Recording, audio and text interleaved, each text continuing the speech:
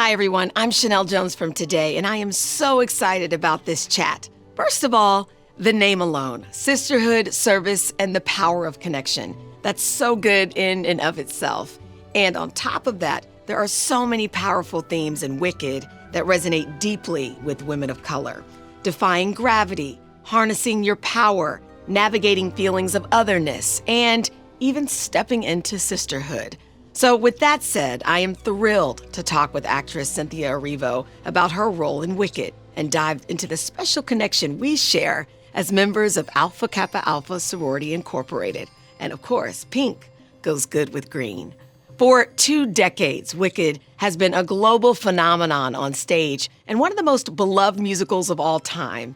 And now it's coming to the big screen with Cynthia front and center. Wicked is a story about the strength of sisterhood and the importance of empowering ourselves and each other. People around the world relate to these themes. Shall we look at the trailer? Let's do it. Get on. What? Wicked is everything cinema should be. You gotta give the people what they want. Thank you. Cynthia Erivo is brilliant. I did not eat grass as a child. I've always been green. Ariana Grande is perfection. Piero and I are getting married. He asked you already? Oh, he doesn't know yet. And Jonathan Bailey Oh, Oz. is absolutely swoon-worthy. What was I doing? How would I know? Our first fight. Wicked, rated PG. This is fun. Hi. How special is this? I know. I'm very excited. I am too. I love it. Shall we dance? Yes, indeed. Okay. Cynthia, thank you so much for sitting down in your pink and green. Isn't thank you this so just much. delightful? Gorgeous. Look at this. I love Special. it. It's special. It makes me want to go home and spruce up my living room. I know. So we just played this trailer, and I will tell you, I remember I was on the Today Show, and I was filling in for Carson Daly that day. I was doing the entertainment report. And I said, okay, we're going to introduce the trailer for Wicked. And everybody's like, oh, okay. And we tossed to it, and then we came back out. There were some tears, and then you go on the internet, and it exploded all over the place. People were teary. You know it's good when you tear up off of a trailer. What did that feel like when everybody went nuts just off of that little bitty tease? No, it was really wonderful because I think what I didn't expect was how connected people would be because of the trailer, that we could communicate the thing that we wanted through this trailer and everyone would take to it that way. So it moved me a lot. I was very, very excited that we had moved people in that way, and we'd only just begun. So it's just a special thing. Yeah. I love it. So for people who may not have seen the stage musical, let me just set it up. It's about the untold story of the Witches of Oz before Dorothy arrives on the scene. And at its heart, about 2 women, really. Elphaba, played by you, Glinda, played by Ariana Grande, who form this unlikely and powerful sisterhood at college before the political events transform them into the Wicked Witch of the West and Glinda, the Good Witch. Why do you think this story resonates so well with audiences, and particularly for this interview, for women? I think for a few reasons. One of the reasons I think it resonates is because of the relationship between the 2 women and how that sort of builds and how you get to watch them at their worst and at their best, and how they have to navigate each other's differences to find each other. It's the idea that even though you might be totally, totally different and you might come from totally different walks of life, that there is a way to connect and find one another and make space for each other's differences. And then on top of that, the idea that someone who is so outside of the norm, so different to everybody else, has to find a way to connect with her power and connect with who she is and be okay with all of that. And that actually the key to her being her most powerful self is accepting her difference, is accepting how different she is from everyone else and how outside of the norm she is. And It's I think like that's all of us something sometimes, isn't it? exactly. You know, feeling like we're on the outside, but actually sometimes that can be our superpower. Do you remember seeing Wicked on stage for the first time? Yes. Yes, I was 25. I took myself on a solo date. It was my birthday. And I went to see it. I knew the music before I saw the show. And I don't know, I just decided, I think that would be the thing I want to go and see. And it was wonderful. I went by myself. And I remember when I was going home in the evening, I was floating and I couldn't get the music out of my head. I couldn't get this character out of my head. It was a really special moment. And I've never forgotten it, yeah. And then who would have thunk? I know. Right? That was, so I realized a while ago that it was 10 years from when I saw the show to when I auditioned. Yeah. Wow. I was 25 and I was 35 when I got the part. Oh my goodness. So Elphaba is a woman of color, green, but very few black women have actually played her professionally. And we talked about this. She's isolated because of her skin color, but she also has this magical power that no one else has. And ultimately, it's the idea, in my opinion, that what makes you different is often your superpower. Right. It's what makes you powerful. So can you talk for a little bit about the parallels you see between Elphaba's experience and that of black women? Right. I think with Elphaba coming into this space in this skin, she's already the only one. And I think a lot of black women understand what it is to walk in the room and be the only one and feeling sort of a fish out of water. How do I take my own space? How do I navigate the space around people who might not understand my experience? And that's what Elphaba has to do on a constant basis. She's always having to walk into a situation where there is no one who looks like her, there is no one like her, and she has to navigate the space and figure out how to take up the space as well without feeling afraid. And of course, there is that apprehension that people won't make the space for you. And I think the one thing I know about us is that if people won't make the space, we have to take the space. And I think that's what she has to do as well. She has to learn to be okay with taking the space, even though it won't be given, you know? And I think that we also have to come into the knowing that our difference and sometimes being the only one is actually a superpower.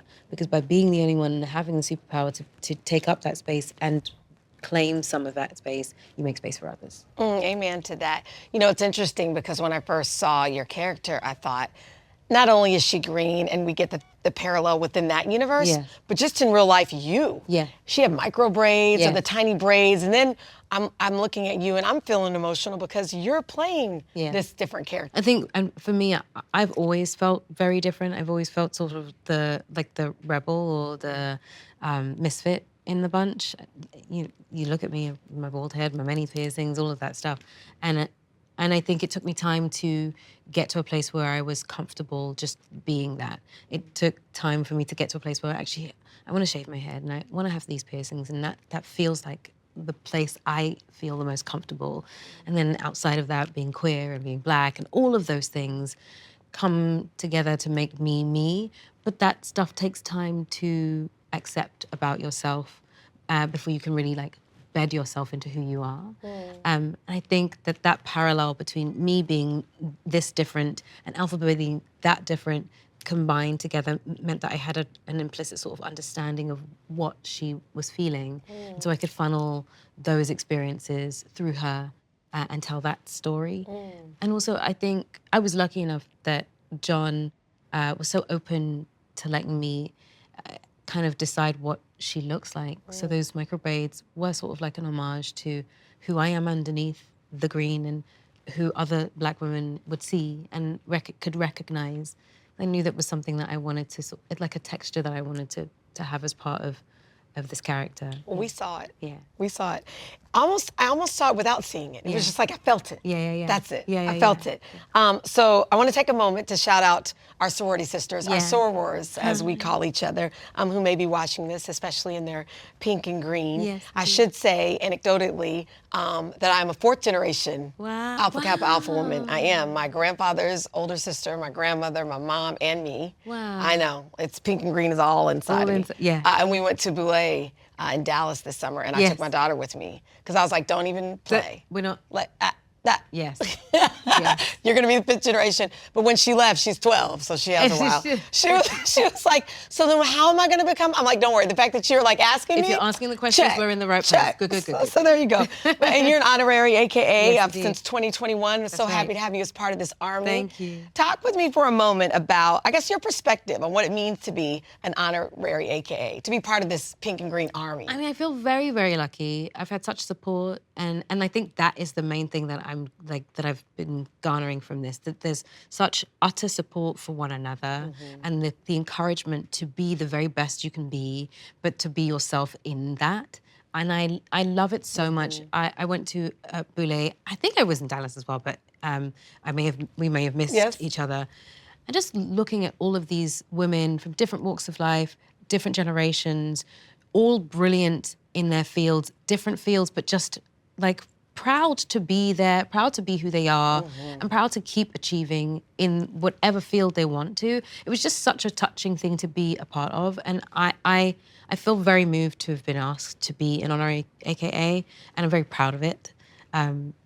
That's why I've been chatting about it forever and ever. It feels like a brown rainbow. It does, yeah. It does, a brown rainbow, all the different shades, yeah. and, like you said, delightful. personalities and all yeah. that. And trust me, we are an army, so we will be. I love it, and it does feel like there's a bit of an army like behind me. I do like I love that. Just having this, and in this moment, the pink and green behind us, it being a part of this is like this one wonderful gift that I'm willing and wishing to give to us as AKAs, because I think there's something special about it being this particular thing. I love it. We see you, and I feel like you see us right back. Very much. For so many girls and women who will be seeing this movie, 2 movies actually. So we just talked about this. The first film will be out this November, and then we have to wait. You have to wait. Wait. But it will I said, pass quickly, December, I right? promise. She's like, oh, no. Next November. Next November.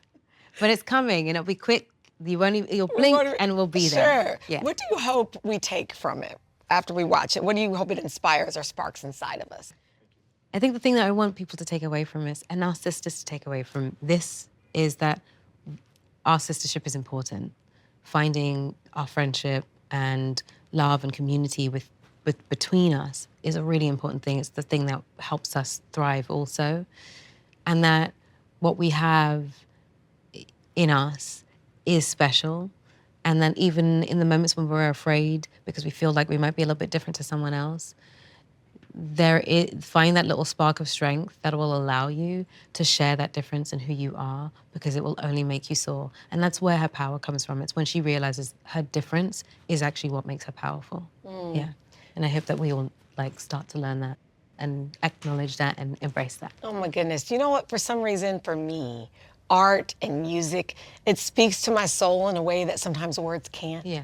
And so sometimes if you're having a down day, or you're feeling like you can't, or you're feeling like the only one, you sit down and you watch a project like this, and you feel seen, and you feel better. And I want that for people. Oh, yeah. I And love we have that. such a good time when you see this. I love that. Yeah. Well, we're so grateful to Xfinity for helping bring this critical conversation to our AKA sisters. And we want to say that Xfinity connects people to moments that matter through the power of the internet. And we all know that this is an increasingly digital world. Yes. So on that note, when we talk about connection, Yeah.